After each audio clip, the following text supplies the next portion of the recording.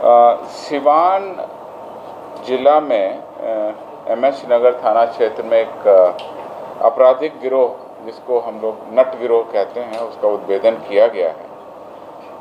Husainganj MS नगर की police team के द्वारा हुसैनगंज चट्टी के पास पूर्व के कई आपराधिक मामलों में संलिप्त अपराध कर्मियों को गिरफ्तार किया गया और इसमें 8 अक्टूबर को ही चोरी के सामान के साथ साथ हथियार बरामद करते हुए 3 अभियुक्तों को गिरफ्तार किया गया और गिरफ्तार अभियुक्तों को न्यायिक हिरासत में भेजा गया। इसमें 2 देसी कट्टा, 8 जिंदा कारतूस, 1 मोटरसाइकिल, 1 चाकू, 1 मोबाइल और इसमें एक अपराध कर्मी पास के उत्तर प्रदेश के रहने वाले नट गिरोह का सक्रिय अपराध कर्मी है। ये पहले डकैती करता था ये गिरोह, नट गिरोह, और आजकल जहाँ मौका मिलता है वहाँ किसी भी तरह की चोरी या सामान को उठा लेना, संपत्ति मूलक अपराध कारित करते हैं। लूटपाट, बाइक चोरी या घर में घुसकर चोरी करना भी ऐसे अपराध में उनका शामिल होता है। एमएस नगर थाना कांड में पूर्व में 2 डकैती के कांड हुए थे, उन कांडों में भी इनकी उपलब्धि है और मुख्य रूप से इसमें डकैती के बहुत सारे सामान भी बरामद हुए। मधेपुरा के कुमारखंड थाना क्षेत्र में मेला दशहरे का लगा हुआ था और उसके बाद में वो मेला कुछ दिनों तक आगे भी चलता है। उसमें पुलिस को सूचना मिली कि कुछ अपराध कर्मी घूम रहे हैं और उनकी डकैती करने की और अपराध करने की योजना है। तो रात्रि में इस तरह की सूचना मिलने पर कुमारखंड थानाध्यक्ष, जो मधेपुरा जिला का है, उसके द्वारा पुलिस बल को सक्रिय किया गया और पुलिस बल को देख कर के वहाँ से अपराध कर्मी भागने लगे। लेकिन वहाँ पर एक टियागो गाड़ी मिली जिसकी डिक्की से एक देसी पिस्तौल, 6 कारतूस मिले। इनको हम लोगों ने जब्त कर लिया है और जो अपराध कर्मी गाड़ी छोड़ के भागे हैं उसकी दिशा में हम लोग कार्रवाई कर रहे हैं। शीघ्र ही इसका उद्भेदन करेंगे। सारण जिला के माझी थाना अंतर्गत 2 अक्टूबर को अज्ञात अपराध कर्मियों के द्वारा एक घर में लूट की घटना करते हुए ज्वेलरी लूट की घटना हुई थी। इस घटना का पुलिस ने 5-6 दिनों के अंदर ही सफल उद्भेदन कर लिया है और पुलिस को सूचना मिली कि माझी थाना के ही ग्राम जई छपरा में कुछ अपराध कर्मी बैठ करके आगे भी लूट की घटना कर सकते हैं, ऐसी योजना बनाए जा रही है। वहाँ पर पहुँचकर 5 अपराध कर्मियों को गिरफ्तार किया गया। उनके पास में 2 देसी कट्टा, 1 जिंदा कारतूस, चाकू, मोबाइल, लूटे गए आभूषण बरामद किए गए। ये घटना 2 अक्टूबर की थी। स्थानीय पुलिस के द्वारा 4-5 दिनों के अंदर में ही पूरे गिरोह का उद्भेदन कर लिया गया और लूटे गए सारे आभूषण वगैरह, वहाँ पे जो भी सोने के, चांदी के जो थे, सारे बरामद कर लिए। ये अपराध की कुछ मुख्य उपलब्धि हैं जो मैं आपके सामने रख रहा हूँ।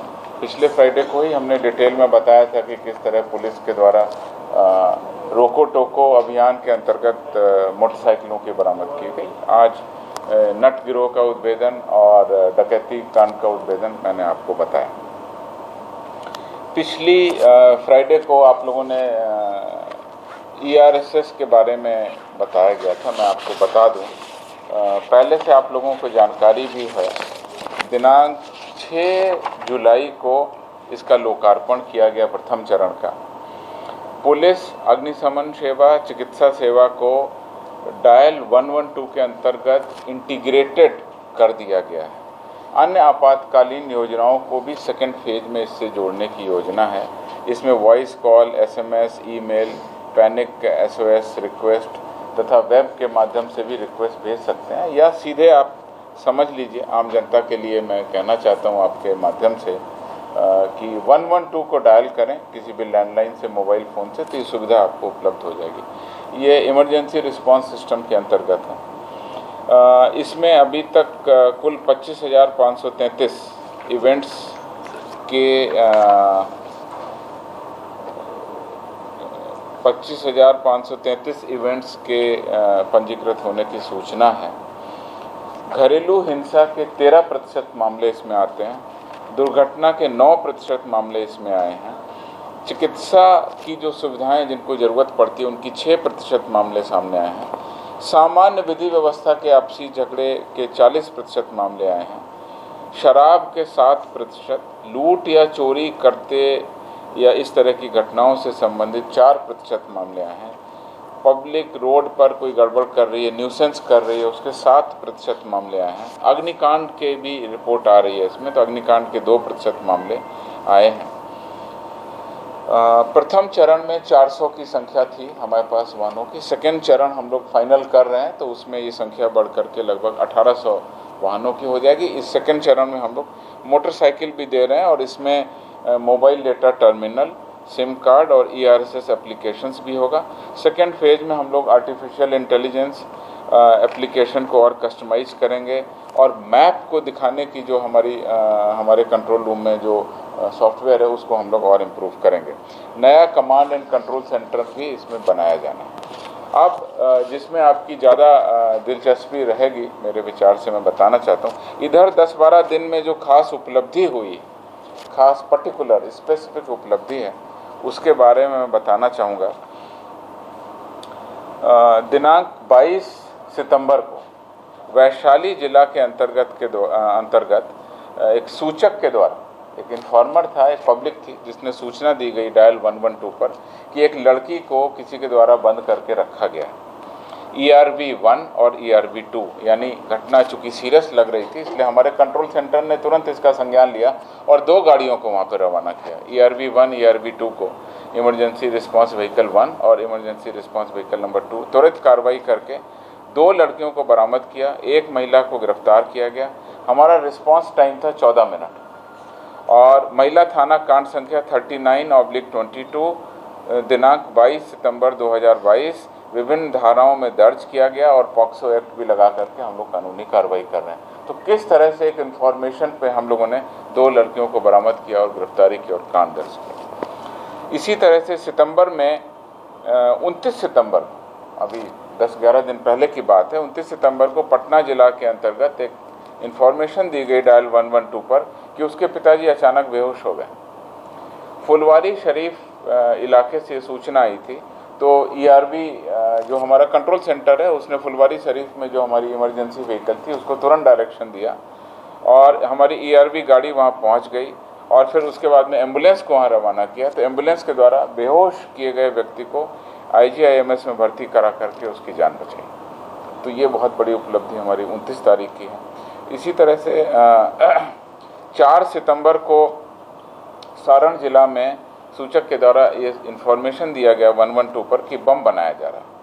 तो ERV7 जो 7 नंबर की गाड़ी थी वहाँ पर सारण में, उसको मशरक से रवाना किया गया और त्वरित कार्रवाई करते हुए घटनास्थल पर पहुंचकर वरीय पदाधिकारियों के सहयोग से फिर थाना को बुलाया गया। काफ़ी संख्या में अवैध पटाखा बनाने का सामान, बारूद, सुतली, अर्धनिर्मित पटाखा बरामद किया गया और इसमें मशरक थाना कांड संख्या 435/22 दिनांक 4 सितंबर 2022 धारा 4 एवं 5 विस्फोटक अधिनियम अंकित कर कार्रवाई की जा रही है। इस सितंबर की कुछ घटनाएं आपके सामने थी। अक्टूबर महीने में 5 अक्टूबर को रोहतास जिला के अंतर्गत सूचना दी गई कि एक नवजात शिशु रोड पर पड़ा। 5 अक्टूबर को, अभी तुरंत हाल की घटना है।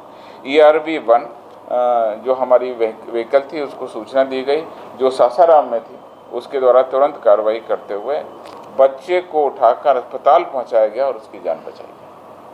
तो ये रोहतास जिला की सूचना थी। इसी तरह से 8 अक्टूबर को, अभी परसों की घटना, पटना जिला अंतर्गत डायल 112 पर सूचना मिली गई कि एक व्यक्ति नेवरा के करीब रेलवे ट्रैक पर संभवतः आत्महत्या करने की नीयत से पहुंच गया, उसकी जान बचाई जाए। तो ये सूचना मिलते ही नेवरा के पास में ERV1 हमारी व्हीकल थी, उसको डायरेक्शन दिया गया, उसने लोकेट किया, रेलवे ट्रैक पर पहुंचकर उस व्यक्ति की जान बचाई तथा उसे उसके परिजनों को सही सलामत सौंप दिया।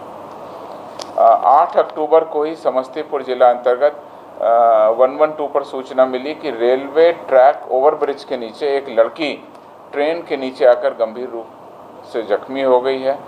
समस्तीपुर ERV1 व्हीकल 1 को त्वरित घटनास्थल पर पहुंचने का निर्देश दिया गया। उसके द्वारा पहुंचकर जख्मी लड़की को तुरंत उठाकर अस्पताल पहुंचाया गया जहां उसकी चिकित्सा चल रही है। और इस पूरे घटनाक्रम में सूचना मिलने के बाद वहां पहुंचने तक हमारा जो रिस्पांस टाइम था महज 17 मिनट।